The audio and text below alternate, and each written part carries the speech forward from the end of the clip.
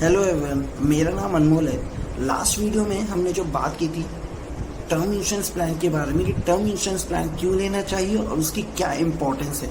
मगर अभी जो हम बात करेंगे राइडर्स के बारे में, राइडर्स क्यों लेने चाहिए और वो क्या होते हैं। तो दोस्तों, राइडर्स क्या होते हैं कि टर्म इंश्योरेंस प्लान में बेसिक पॉलिसी के अलावा भी कुछ एक्स्ट्रा बेनिफिट्स होते हैं जिन्हें इंश्योरेंस लैंग्वेज में राइडर्स बोला जाता है। राइडर्स जनरली 3, 4 या 5 तरीके के होते हैं। अगर मैं बात करूं, पहला राइडर होता है waiver of future premium rider, जिसे शॉर्ट में बोलते हैं WOP rider. Waiver of future premium यानी कि अगर पर्सन का एक्सीडेंट हुआ और पर्सन डिसेबल हो गया, हैंडीकैप हो गया, तो उसके जो फ्यूचर के प्रीमियम है वो कंपनी वेव ऑफ कर देगी, माफ कर देगी, एंड उसे फ्यूचर के प्रीमियम नहीं पे करने होंगे एंड पॉलिसी उसकी चलती रहेगी फ्री ऑफ कॉस्ट। मान लीजिए पॉलिसी टर्म 40 साल का है टर्म इंश्योरेंस प्लान का, और पॉलिसी के 15वें साल में पर्सन डिसेबल हो गया एक्सीडेंट से, तो उसके जो बचे 25 साल है उसका उसे अब जो पॉलिसी का प्रीमियम वो नहीं पे करना एंड उसकी पॉलिसी चलती रहेगी। मान लीजिए 50 लाख की पॉलिसी है तो 50 लाख की पॉलिसी चलती रहेगी एंड उसे प्रीमियम नहीं पे करना। उन 25 साल में अगर पर्सन के साथ मिसहैपनिंग होती है यानी पर्सन की डेथ होती है तो उसका जो 50 लाख का अमाउंट है उसके नॉमिनी को दे दिया जाएगा। कुछ कंपनियां इसमें परमानेंट डिसेबिलिटी को ही कवर करती हैं और कुछ कंपनियां परमानेंट डिसेबिलिटी और पार्शियल डिसेबिलिटी दोनों को कवर करती हैं। तो अगर ये राइडर अगर आप अपनी पॉलिसी में ले रहे हैं तो उसका ब्रोशर ध्यान से पढ़ लेना। दूसरा राइडर होता है एक्सीडेंटल डेथ बेनिफिट राइडर, जिसे शॉर्ट में ADB राइडर भी बोलते हैं। एक्सीडेंटल डेथ बेनिफिट का मतलब ये होता है जो आप बेसिक पॉलिसी ले रहे हैं, मान लीजिए बेसिक पॉलिसी आप 1 करोड़ की ले रहे हैं, तो और इसके अंदर तो आपकी सारी की सारी डेथ कवर है, यानी एक्सीडेंटल डेथ भी कवर है।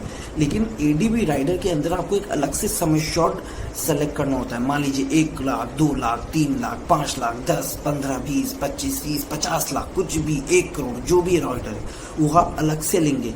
यानी कि 1 करोड़ की बेसिक पॉलिसी तो है ही, इसमें आप ADB राइडर जोड़ रहे हैं अलग से। मान लीजिए आपने लिया 50 लाख का एक्सीडेंटल डेथ बेनिफिट राइडर।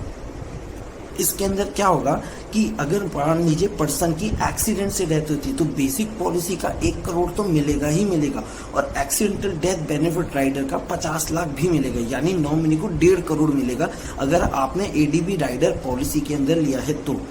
और एक सिनेरियो और है, अगर आपने ADB राइडर लिया है 50 लाख का और 1 करोड़ की बेसिक पॉलिसी, लेकिन अगर पर्सन की डेथ नेचुरल डेथ होती है, किसी बीमारी से होती है, यानी कि एक्सीडेंट के अलावा किसी भी अदर रीजन से होती है, तो उसके नॉमिनी को ADB राइडर का अमाउंट नहीं मिलेगा, भले ही उसने उसका प्रीमियम पे किया था, क्योंकि डेथ नहीं हुई उसकी एक्सीडेंट से।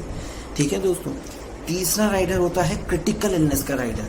इसे काफ़ी ज़्यादा लोग प्रेफर करते हैं। क्रिटिकल इलनेस बेनिफिट क्या होता है कि को अगर कोई बड़ी बीमारी हो जाती है, दोस्तों एक चीज़ याद रखना कि जो बीमारी है कंपनी के पास एक लिस्ट होती है, राइट, उस लिस्ट में से ही अगर पर्सन को वो बीमारी होती है तो ही कंपनी उसमें अमाउंट देती है। क्रिटिकल इलनेस के अंदर भी आप एक अलग से सम एश्योर्ड सेलेक्ट करते हैं, है ना। 1 लाख, 2 लाख, 5 लाख, 10, 15, 20, जो भी अमाउंट आप उसमें अलग से सेलेक्ट करके चलेंगे वो अमाउंट आपको दे दिया जाएगा।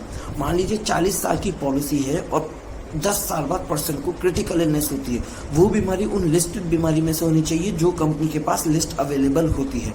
ठीक है। अगर बीमारी हुई है, मान लीजिए आपने 5 लाख का बेसिक सम एश्योर्ड लिया था क्रिटिकल इलनेस के अमाउंट के अंदर, तो वो 5 लाख रुपए आपको दे दिया जाएगा सीधा सीधा आपके अकाउंट में, ताकि आप उससे बेटर ट्रीटमेंट करा सकें। ठीक है, ये अमाउंट आपको दे दिया जाएगा। और एक चीज़ और, कुछ कंपनियां जो क्रिटिकल इलनेस का अमाउंट है ये बेसिक सम एश्योर्ड में से माइनस कर देती हैं, कुछ कंपनियां नहीं करती। तो एक कंपनी के टर्म्स एंड कंडीशन पे डिपेंड करता है। अगर आप इस क्रिटिकल इलनेस अमाउंट को ऐड कर रहे हैं यानी क्रिटिकल इलनेस राइडर ले रहे हैं तो इसकी टर्म्स एंड कंडीशन ध्यान से पढ़ लेना। ठीक है दोस्तों।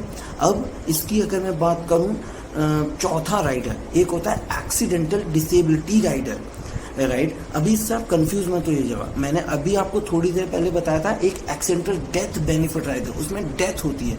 ये है एक्सीडेंटल डिसेबिलिटी राइडर, यानी एक्सीडेंट से अगर पर्सन की डिसेबल हो जाता है, राइट, हैंडीकैप हो जाता है, उस केस में इसमें फ़ायदा मिलेगा। एक मैंने आपको वेवर ऑफ फ्यूचर प्रीमियम भी बताया था, यानी कि अगर मान लीजिए पर्सन का एक्सीडेंट हुआ, वो डिसेबल हो गया, तो उस केस में कंपनी प्रीमियम वेव ऑफ कर रही थी, माफ़ कर रही थी। यहाँ पर एक्सीडेंटल डिसेबिलिटी राइडर के अंदर कंपनी क्या करेगी, इसके अंदर भी आपको ये राइडर लेते समय आपको इसमें सम एश्योर्ड अमाउंट को लेना पड़ेगा अलग से। 1 लाख, 2 लाख, 5 लाख, 10 लाख, 50 लाख, 1 करोड़, जो भी अमाउंट आप लेंगे, ठीक है। तो इसके अंदर आप क्या करेंगे, जो भी अमाउंट आप लेंगे और पर्सन अगर डिसेबल हो गया, हैंडीकैप हो गया, तो उस केस में आपको अलाइव रहते हुए ये अमाउंट दे दिया जाएगा। मान लीजिए आपने 50 लाख का डिसेबिलिटी का राइडर लिया है, तो आपको डिसेबिलिटी का 50 लाख रुपए दे दिया जाएगा, और अगर 1 करोड़ की बेस पॉलिसी वो चलती रहेगी।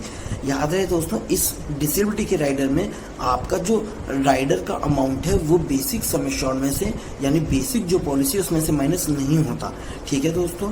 ये चीज़ इसके अंदर है। तो 4 राइडर जनरली हर कंपनी के पास आपको मिल जाएंगे। वेवर ऑफ फ्यूचर प्रीमियम, दूसरा एक्सीडेंटल डेथ बेनिफिट राइडर, तीसरा क्रिटिकल इलनेस राइडर, चौथा एक्सीडेंटल डिसेबिलिटी राइडर।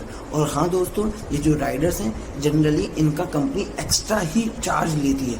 ये आपकी सुटेबिलिटी, आपकी ज़रूरत के ऊपर डिपेंड करता है, आपको ये राइडर लेने हैं या नहीं, राइट। आपके लाइफस्टाइल पे डिपेंड करता है, आपको राइडर लेके चलने चाहिए या नहीं, ये चीज़ है। और कोई भी राइडर आप लें, उसका आप ब्रोशर ज़रूर पढ़ लें, टर्म्स एंड कंडीशन ज़रूर पढ़ लें। हर राइडर की टर्म्स एंड कंडीशन अलग होती है।